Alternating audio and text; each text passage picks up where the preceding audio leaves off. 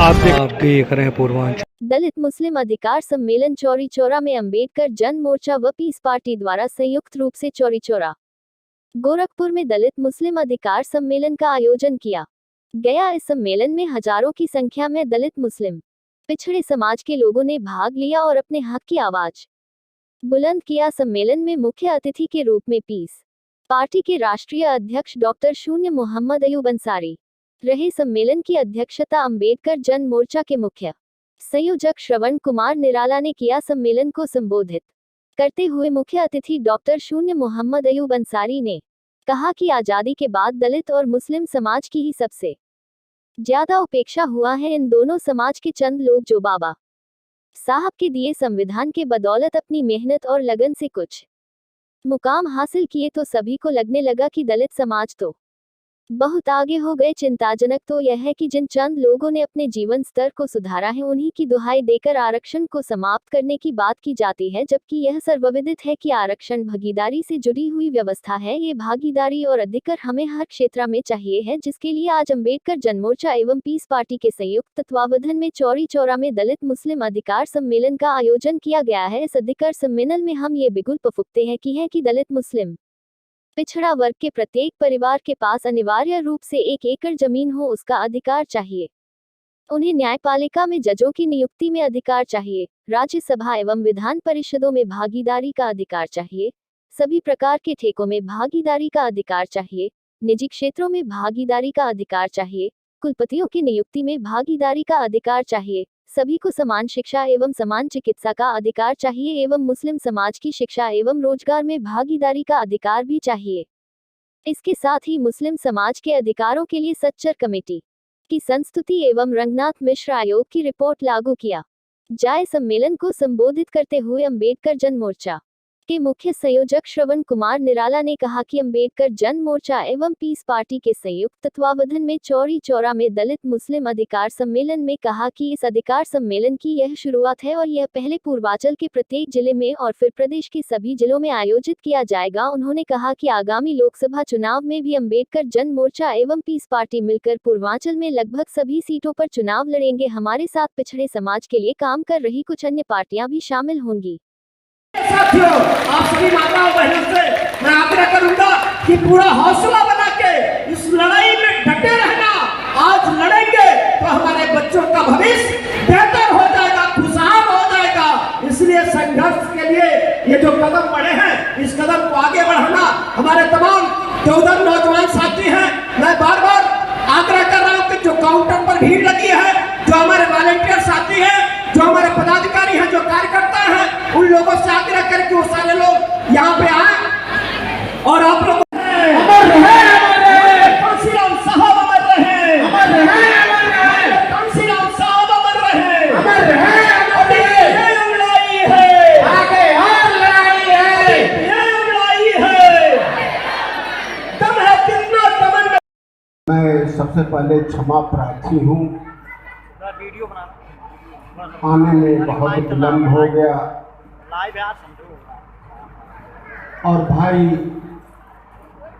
श्रवण कुमार निराला जी का मैं दिल की गहराई से शुक्रिया अदा करता हूं कि आप सही मुद्दे पे, जो समाज का कमजोर वर्ग है, जो समाज का दलित है, पिछड़ा है, मुसलमान है, क्या कहना चाहेंगे? आज चौरी चौरा ऐतिहासिक स्थली पर अंबेडकर जन मोर्चा और पीस पार्टी के द्वारा संयुक्त रूप से दलित मुस्लिम अधिकार सम्मेलन का आयोजन किया जा रहा है। ये जो अधिकार सम्मेलन हो रहा है, हम अपने अधिकारों की बात कर रहे हैं। देश में आज भी ज़मीन के अधिकार से दलित, पिछड़ा, जो गरीब है, वंचित है, वो तमाम लोग ज़मीन के अधिकार से वंचित हैं। ये आप देख रहे हैं कि बड़ी संख्या में, जो हजारों की संख्या में चौरी चौरा शहीद स्थली है, ऐतिहासिक स्थली, यहाँ पर लोग आए हैं। ये ज़मीन के अधिकार के लिए आए हैं। आज भी कुछ लोगों के पास हजारों एकड़ ज़मीन है और कुछ लोगों के पास 1 डिसमिल भी ज़मीन नहीं है। हम ज़मीन का अधिकार मांग रहे हैं और हर भूमिहीन गरीब परिवार को 1-1 एकड़ ज़मीन दिलाने के लिए एक हमारा महा आंदोलन है, जिसकी शुरुआत चौरी चौरा की शहीद स्थली, ऐतिहासिक स्थली से हम लोग कर रहे हैं। जैसा कि जमीन दिलाने का एक महा योजना है, अभियान है, इसका शुरुआत आज से करें, इसके बाद क्या रणनीति है?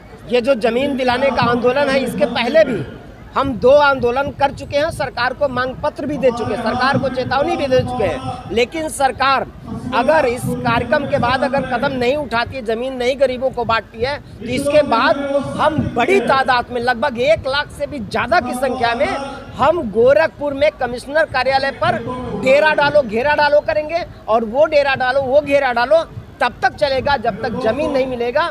जमीन मिलेगा हम तभी हटेंगे, नहीं तो डटे रहेंगे। या तो सरकार रहेगी या तो जमीन के जो भूमिहीन हैं उनको उनका अधिकार मिलेगा। जैसा कि दलित और मुस्लिम अधिकार सम्मेलन है, तो अधिकार किस तरह का, जमीन का अधिकार हो गया? ये जो जमीन का अधिकार है, इसके अलावा भी जो दलित समाज है, मुस्लिम समाज है, गरीब समाज है, इस देश के अंदर कई ऐसे अधिकार नहीं मिले। शिक्षा का अधिकार हमसे लगातार छीना जा रहा है, शिक्षा लगातार महंगा किया जा रहा है और चिकित्सा लगातार महंगा किया जा रहा है। और यूसीसी के नाम पे, समान नागरिक संहिता के नाम पर जिस तरह से ये सरकार इस देश के जो मूल निवासी मुस्लिम समाज के लोग हैं उनको डराने की जो कोशिश कर रही है, ये सरकार की कोशिश हम नाकाम करेंगे। और जो अधिकार, चाहे दलित हो, चाहे पिछड़ा हो, जो गरीब हो, मुस्लिम हो, जो अधिकार नहीं मिला हम वो अधिकार लेंगे। सम्मेलन के जो दलित और मुस्लिम अधिकार सम्मेलन, मैं ये कहना चाहूँगा कि जो श्रवण कुमार निराला जी अंबेडकर जन मोर्चा की तरफ से जो राष्ट्रीय संयोजक हैं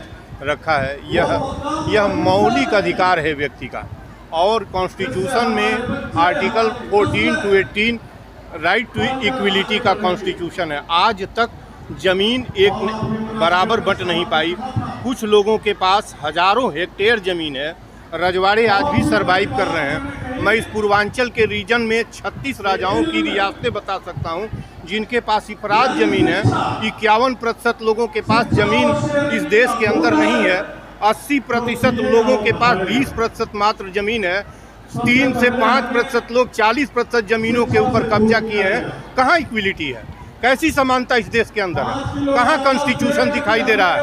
और जो ये काम अंबेडकर जन मोर्चा के श्रवण कुमार निराला जी ने किया है, यह इस पूर्वांचल के लिए और इस देश के लिए एक नवीन तरह की मांग है।